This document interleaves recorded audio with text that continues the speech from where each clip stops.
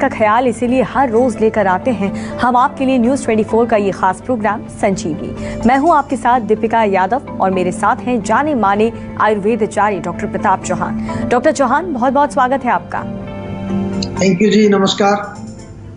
आंखों में बढ़ रहा है पीलापन, अचानक बढ़ जाती है दिल की धड़कन, बार बार घबराता है आपका मन, तो हो जाए अलर्ट, कहीं आपको एनीमिया तो नहीं। जानिए एनीमिया का आयुर्वेदिक इलाज, बताएंगे डॉक्टर प्रताप चौहान संजीवनी में। दुनिया भर में एनीमिया बहुत आम समस्या है, लेकिन हम लोग किसी भी रोग को गंभीरता से तब तक नहीं लेते जब तक ये जानलेवा साबित न हो जाए। आपके शरीर में अगर हीमोग्लोबिन की कमी है तो इसको नजरअंदाज करना आपकी सेहत पर बहुत भारी पड़ सकता है। एनीमिया को ठीक करने के आयुर्वेदिक उपाय क्या हैं? आइए इस बारे में बात करते हैं डॉक्टर चौहान से। डॉक्टर चौहान, एनीमिया यानी कि शरीर में हेमोग्लोबिन की कमी के कारण क्या क्या हो सकता है? क्या महिलाओं और पुरुषों में ये अलग अलग कारणों से खून की कमी हो सकती है? देखिए, जैसा आपने बताया है कि हीमोग्लोबिन की जो कमी होती है उसके कारण एनीमिया होता है। आमतौर पर जो है इसको खून की कमी भी कहते हैं, आम भाषा में जैसे कह देते हैं लोग। हीमोग्लोबिन जो होता है वो एक प्रकार का प्रोटीन है जो हमारे रक्त के अंदर यानी हमारे ब्लड के अंदर जो रेड ब्लड सेल्स होती हैं, लाल रक्त कोशिकाएं जो होती हैं, उनके अंदर ये हीमोग्लोबिन होता है।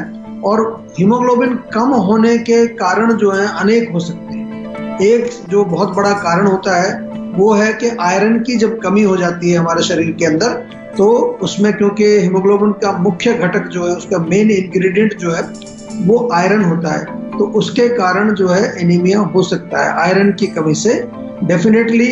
और कई अवस्थाएं हो सकती हैं। नंबर एक अवस्था ये होती है कि शरीर में जो है लाल रक्त कोशिकाएं हैं उनका निर्माण नहीं होता किसी कारण से। दूसरा कारण ये हो सकता है कि शरीर में अधिक रक्तस्राव, बहुत ज्यादा ब्लीडिंग कहीं हो रही है, कई बारी कहीं खून निकल जाता है, चोट लग जाती है। महिलाओं में विशेष रूप से, जैसे आपने पूछा कि महिलाओं में अलग कारण क्या होते हैं, महिलाओं में यदि जो है मेंस्ट्रुएशन के समय, मासिक धर्म जो होता है उस समय अगर ज़्यादा ब्लीडिंग हो रही है, या महिलाओं में जब प्रेगनेंसी होती है तो उस दौरान भी हीमोग्लोबिन कम होता है, क्योंकि जो बच्चा जो गर्भ जो पोषण उसको चाहिए तो वो भी मदर से ही पोषण लेता है, तो उस समय भी कई बार देखा गया एनीमिया हो जाता है। या फिर जो गर्भाशय होता है महिलाओं में, यूट्रस जो होता है, उसमें कभी कभार कुछ सूजन आ जाए, वहाँ पर कुछ ग्रोथ हो जाए, फाइब्रॉइड हो जाती है, गांठें बन जाती हैं, उसके कारण भी बहुत ज़्यादा ब्लीडिंग होने से एनीमिया हो सकता है।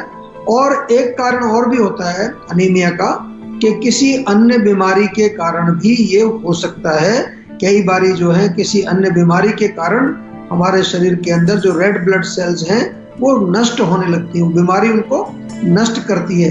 कई प्रकार का एनीमिया होता है, जैसा कि हमने कहा, एक तो आयरन की कमी से होता है, एक विटामिन की कमी से भी एनीमिया होता है। या कभी कभार जो हम देखते हैं कि जो हमारे बॉडी के अंदर जो कोशिकाएं हैं, जो जिनको हम जो है सेल्स बोलते हैं, अगर उनका निर्माण सही से नहीं हो रहा है, वो शेप उनकी गड़बड़ हो जाती है, इसको कहते हैं sickle cell anaemia. Sickle cell anaemia आपने सुना होगा। या एक होता है एप्लास्टिक एनीमिया, इसमें भी जो है आरबीसी का निर्माण ठीक से नहीं होता है शरीर के अंदर। तो ये अनेक प्रकार के कारण हैं। ये इसलिए मैंने समझाया आपको कि केवल ये नहीं है कि जब एनीमिया आपको हो गया, हीमोग्लोबिन कम है, तो केवल आयरन की गोली खाना शुरू कर दें। बहुत लोग यही सोचते हैं कि आयरन की कमी होगी है, बस आयरन की गोली खाना शुरू कर दें। ऐसा नहीं करना है, आपको जो है उसका मूल कारण जानने की कोशिश करनी है। डॉक्टर चौहान, अब हम आपसे ये जानना चाहेंगे कि एनीमिया के जो लक्षण हैं वो क्या होते हैं? देखिए, बहुत अच्छा प्रश्न है, क्योंकि कई बार लक्षण लोगों को होते हैं लेकिन उसको नजरअंदाज हम कर देते हैं। सबसे पहले तो ये समझ लीजिए, आयुर्वेद में इसको पांडु रोग के नाम से वर्णन है। पांडु यहाँ पर मतलब है कि पीलापन। तो कई बार आपके त्वचा में अगर पीलापन आ जाए और या आंखों में भी हल्का पीलापन आए तो समझ लीजिए कहीं ना कहीं कोई गड़बड़ हो सकती है। और मुख्य रूप से अगर हम देखें तो पित्तवर्धक भोजन जब खाते हैं हम, ज़्यादा तीखा, मिर्ची, मसाले, उसके कारण ये, या बहुत ज़्यादा अल्कोहल का सेवन करना। छोटे बच्चों में एक देखा गया, आयुर्वेद में लिखा है स्पेशली, कि अगर मिट्टी खाते हैं बच्चे उससे भी एनीमिया उनको हो जाता है। कुछ लोग बहुत ज़्यादा एक्सरसाइज करते हैं उसके कारण भी एनीमिया हो सकता है। लेकिन ध्यान रहे के जो लक्षण है इसके, सबसे पहला एक सरल लक्षण जो आपको दिखाई देगा कि आपको शरीर में थकान महसूस होती है, कमजोरी लगती है, थोड़ा सा भी काम करें तो थकान हो जाती है, थोड़ा चलने फिरने का काम हो, सीढ़ियां चढ़े तो सांस फूलने लगता है, त्वचा में पीलापन मैंने बताया, वो तो मैंने बताया, त्वचा में पीलापन एक लक्षण इसका है। इर्रेगुलर हार्ट बीट, आपके जो दिल की धड़कन है वो इर्रेगुलर हो जाती है, कभी कम हो जाती है, कभी ज्यादा। चेस्ट में थोड़ा पेन भी हो सकता है। चक्कर आना, जैसे खास तौर से आप बैठे हुए एकदम खड़े होंगे, चक्कर आ जाएगा या आंखों के आगे अंधेरा आ जाएगा।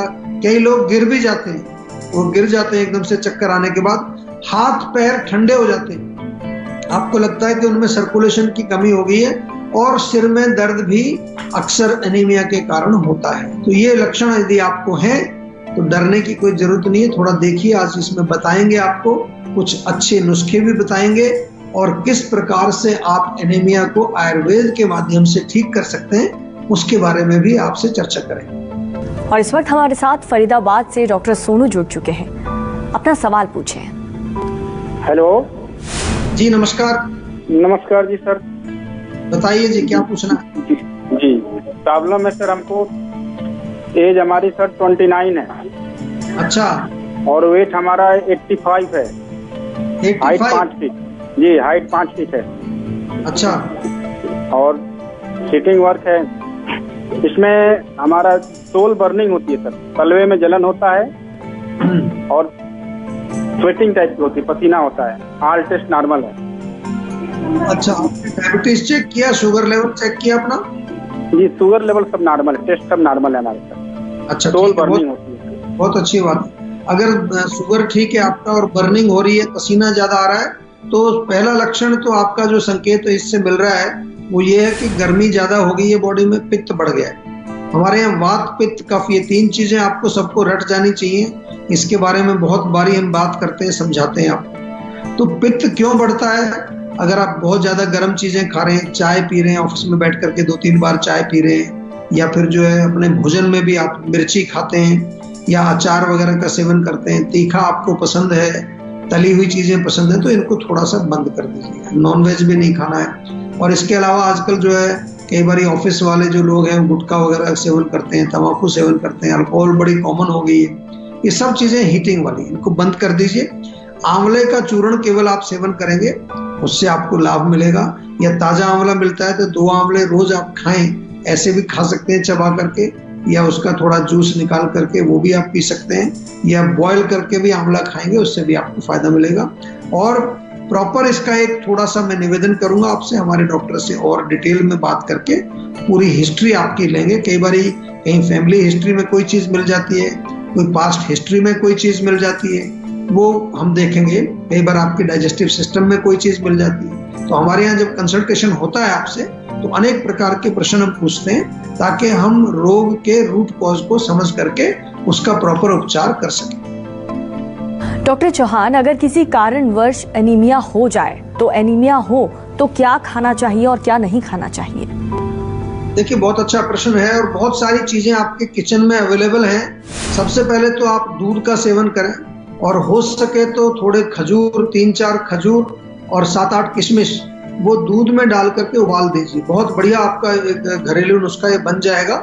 इसको नियमित सेवन करें, रात को सोने से पहले ले सकते हैं, सुबह नाश्ते के टाइम भी ले सकते हैं। और अनार अगर मिलता है आपको तो अनार का सेवन करिए। सेब भी बहुत अच्छा एक फ्रूट है जो कि हमारे शरीर के अंदर खून को बढ़ाता है।